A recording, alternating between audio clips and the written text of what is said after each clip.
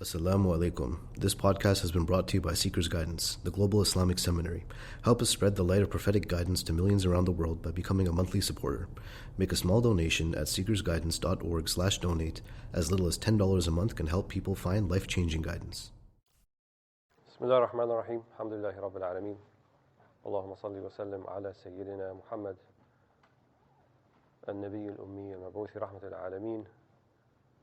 شفيع المذنبين وقائد الغر المحاجرين وعلى آله وأصحابه أجمعين وبعد. So I'm going to go over some of the verses, or at least one verse, dealing with book or chapter 26 of the Ihya, which we kind of went over very briefly in the last session, Dunya, or the condemnation of the Dunya. And it's interesting, if you read the introduction in this chapter by Imam Ghazali, it's the only chapter that I'm aware of where he says, we're not going, because his particular methodology is to start off the chapter with all of the relevant Quranic verses. Then he brings the hadith of the Prophet ﷺ. Then he'll bring what we call akhbar, which are kind of other reports, not necessarily from the Prophet ﷺ or the Sahaba, but people, awliya, righteous people lived after them, and then he goes into the subject. He said here, there are too many verses to mention for me to actually talk about the ayat, because it's as if the Quran itself, one of its major themes is to condemn the dunya. And then he goes into the different ahadith and reports, and he actually spends quite a bit of time on some of the parables of the dunya. What does that mean? You know, oftentimes we're given like a metaphor or parable or allegory, I think is a better word, to demonstrate to us and put it in more tangible terms what this dunya is, what it represents. So in the literature, it's often represented as al-ajuz, right? Like the old woman, right, which maybe she appears from the outside to be young and attractive and something that one would be interested in, but then when they get closer, then they find out that that's not what it is at all. And that's kind of the parable of the dunya. It's really a mirage. You find the dunya described in the Quran as mata' al-ghurur, for example, often. Mata' al-ghurur means it is just the base fulfillment of a delusion. Right? And a delusion means you think it's something, but it's actually not that. Right? And that's what's meant by dunya. Because you might say, well, if the dunya is so awful and it's so bad, then how come we're in it? Why are we here then? So we can be miserable? No, it's not to be miserable. It's not so that you have a life filled with dejection and sadness and misery and, you know, always saying, woe is me, and how awful is this place that I'm in, and why can't Allah just take me now, and that type of thing. No, that's not actually the attitude of the believer. But when we say dunya, it's talking about something quite specific. And really it's something that's more a matter of the heart than it is of the outward. Right, so for example, Surah Al-Imran, one of the verses, زُيِّنَ لِلنَّاسِ حُبُّ الشَّهَوَاتِ من النساء والبنين والقناطير المقنطرة من الذهب والفضة والخيل المسومة والأنعام والحرث ذلك متاع الحياة الدنيا. It has been made beloved to the people, the love, right, of shahawat. Love is an attribute of the heart. It's not an attribute of anything else. It's something that's squarely located within the heart. So then it goes on to say, what are these appetites and desires that have been made beloved, right? From gold and silver and wealth and women and running springs and all these things, and khayl and so forth, horses and stallions, things that people would take pride in the dunya. ذَلِكَ مَتَاعُ الْحَيَاةِ الدُّنْيَا. Right? This is the taking of pleasure, right, of the life of the dunya. وَاللَّهُ عِنْدَهُ حُسْنُ الثَّوَابِ. But Allah lies with Him the best of rewards. So it's not then that we should condemn our existence within the dunya. That's not the point. But the point is, What is my relationship to the dunya that I am in, but I am not of? نحن في الدنيا ولسنا تابع للدنيا. Right? We are in it, yes, but that's not who we are. Right? Who we really are, our existence, our true existence, preceded our existence in the dunya. The day of Alastu bi Rabbikum, the day that Allah said collectively to all of humanity and all who are ever going to live, am I not your Lord? And we collectively said, Bala, Shahidna. Yes, we have witnessed this. You indeed our Lord. So that acknowledgement resides within each one of us. Right? And when we say, for example, عند المصيبة, when there's a calamity, إنا لله وإنا إليه راجعون. It's a reminder, right? Because musiba means shock, sadma. Means something happened, that overwhelmed you. There was a reminder. So loss of life, loss of property, loss of something, right? This is the musiba. So why do we then say, Inna lillahi wa inna ilayhi raji'un? Why do we say, we are for Allah and to Allah we are returning? Right? And that's what it means. It doesn't say we are going to return. This is ism fa'al. Right? Ism fa'al means it's already happening. You are that. It's an attribute. Inna lillahi wa inna ilayhi raji'un. We are returning. So the returning part is intrinsic within each one of us. The minute you were born, you're returning to Allah. The minute you were born, you started dying. إِنَّكَ مَيِّتٌ إِنَّهُمْ مَيِّتُونَ. Speaking to the Prophet ﷺ in the Quran, you are dying and they are dying. Because dying means, mayyit doesn't mean dead, it means dying. It means you're in the process. You're going there. So the minute that we were born, we're all already, X minus 1. Every minute that passes by, that's closer to the mi'ad, that's closer to your ajal. لِكُلِّ أَجَلٍ كِتَاب. Right? For every time there is a prescribed time it's going to happen. For every lifespan, it's prescribed. It's going to happen. So as we go along in life, Allah sends us reminders, Inna lillahi wa inna ilayhi raji'un. We are for Allah, that's who we truly are for, not for this. And we are returning to Allah subhanahu wa ta'ala. Right? And Allah draws so many parables for us, not just in the Quran. What the Quran does, it points to us where to look oftentimes. So one of the verses that I want to go over with you from Surah Al-Hadid, where Allah subhanahu wa ta'ala says in verse 20, اعلموا أنما الحياة الدنيا لعب ولهو وزينة وتفاخر بينكم وتكاثر في الأموال والأولاد كمثل غيث أعجب الكفار نباته ثم يهيج فتراه مصفرا ثم يكون حطاما وفي الآخرة عذاب شديد ومغفرة من الله ورضوان وما الحياة الدنيا إلا متاع الغرور. اعلموا أنما الحياة الدنيا لعب ولهو. Know. That's one of the most important words in this verse. اعلموا. Know that the life of the dunya لعب وله. It's just play and frivolity. How do we know that? Right? There's this kind of strange thing when people talk about faith, when they say accept it on faith, just take it on faith. Like it's as if you're making a leap of faith. Take a jump and hope that whatever you have faith in turns out to be true. That's not really the Islamic paradigm. Because the Quran tells us, Allah tells us, أَعْلَمُ أَنَّهُ لَا إِلَهَ إِلَّا اللَّهِ أَعْلَمُ أَنَّهُ لَا إِلَهَ إِلَّا اللَّهِ No, لَا إِلَهَ إِلَّا اللَّهِ No, the dunya is this. So it's knowledge, right? It means it's yaqeen. You should have a certainty about it. Not it's a leap of faith, well, I hope it turns out like everything the Quran said at the end. No, you have to know it before you get there, right? Know this thing. Why should I know it? Because you heard it from Allah subhanahu wa ta'ala, right? Who brought it via as-sadiq al-masduq, who brought it via our Prophet sallallahu alaihi wasallam, the one who is sadiq, the one who is truthful, and the one who is trusted.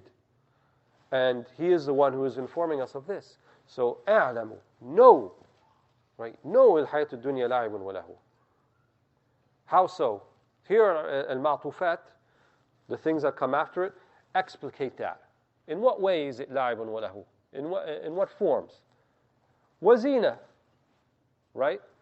So it's an acknowledgement, there's zina, there's an adornment, there's something beautiful about it, there's something enticing about it, which is similar to the verse in Ali Imran. Zuyyina linnas, it's the same word from zina, right? Zuyyina, it has been made adorned, it has been made beautiful, the love of shahawat. So the dunya is zina, right? There's something attractive about it. It is attractive. So that's an acknowledgement there, but that's where it stops, right? Zinatun وَتَفَاخُرٌ بَيْنَكُمْ وَتَكَاثُرٌ فِي الْأَمْوَالِ وَالْأَوْلَادِ. تَفَاخُر بَيْنَكُمْ. So this zina, these adorning things, these beautiful things, everybody wants to have some possession of it. And that's our human nature. We say something beautiful, we want it for ourselves. We want to have something of it for ourselves, right? When you see like a nice sunset or a sunrise and you're outside and you have your phone, what do? You take a picture. Why? You want to capture the moment. You want to take it back for yourself, right? You want to record it. If you see something pretty that you want to wear or something that you want to have and hang up in your home, you're like, oh, maybe I'll buy that. I want to possess that thing. So there's this inherent kind of attraction within us to possess those things that are beautiful, right? And that's kind of one of the meanings of love, even romantic love between the opposite sex.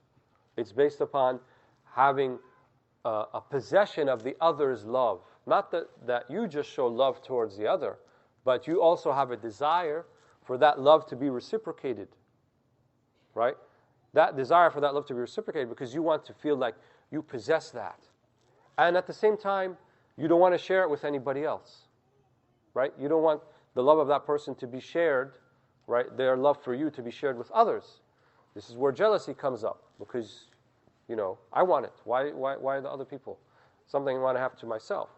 So at the same time that this thing is something about us that will make us lean towards things that are artificially beautiful, we use that same quality within us so that we reorient it to things that are not just artificially beautiful, but they are meaningfully beautiful, truly beautiful.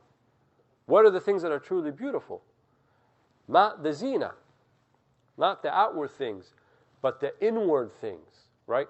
True love is not just based upon istimara or mule or inclination towards something because it's attractive from the exterior. True love will be based upon something, a wanting of possession and attraction to something for its inner beauty, right? And the inner beauty is going to be the beauty of quality and not quantity. The beauty of quality, inner attributes.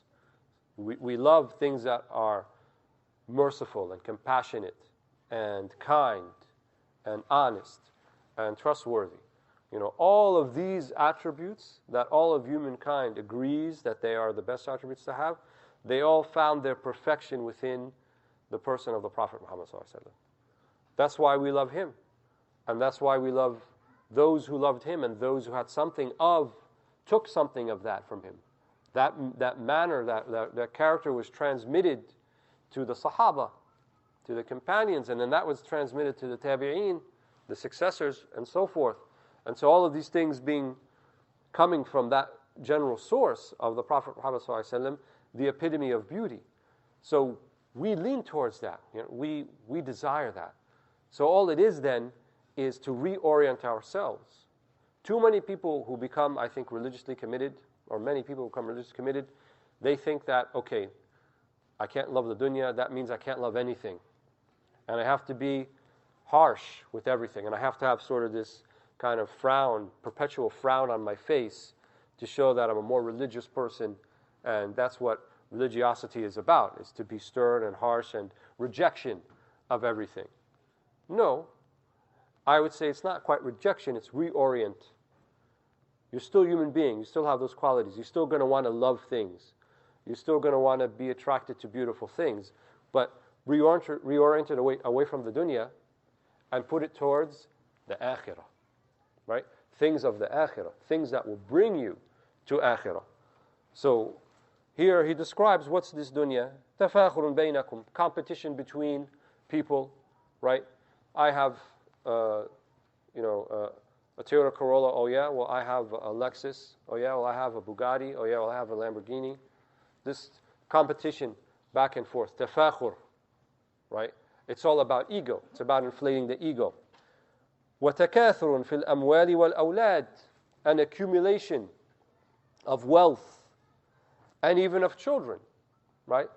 It's not saying don't have children, but it's saying that if you see your children as a means of up-one'smanship, of other people, to say, look, I have more than you.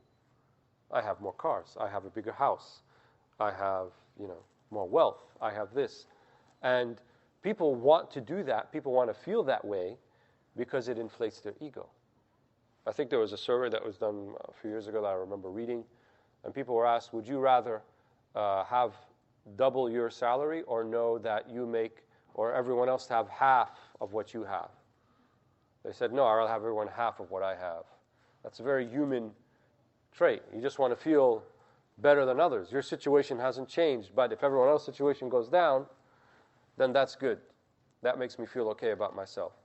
This is from amongst, the shahawat, from the appetites of the dunya. And then here is the parable. كَمَثَلِ غَيْثٍ أَعْجَبَ الْكُفَّارَ نَبَاتُهُ. Right? كَمَثَلِ غَيْثٍ أَعْجَبَ الْكُفَّارَ نَبَاتُهُ. Like the rain that comes, أَعْجَبَ الْكُفَّارَ. What does the kafir have to do with this? Here, kuffar doesn't mean kafir, it means farmer, right? Because kufr means to conceal. So the farmer, what does he do? He conceals the seed in the ground, and then he waits for the ghayth, right? For the rains to come, and so that he can harvest his crop later in the season, or during when it's season. So كَمَثَلِ غَيْثٍ أَعْجَبَ الْكُفَّارَ نَبَاتُهُ, right? He is so happy with his nabat, with his crops, with his field. ثُمَّ يَهِيجُ, right? But then it goes away because of the seasons. فَتَرَاهُ مُصْفَرًّا, and it becomes yellow, right? In the winter or in the fall. ثُمَّ يَكُونُ حُطَامًا. Then it's nothing. حُطَام, just ash. Nothing is left. That's how the dunya is. You see it on the outside, right? You see it in a particular state that it's in now. But when Allah subhanahu wa ta'ala says in another verse, كُلُّ شَيْءٍ هَالِكٌ إِلَّا وَجْهَهُ, everything is going away. Everything is destroyed.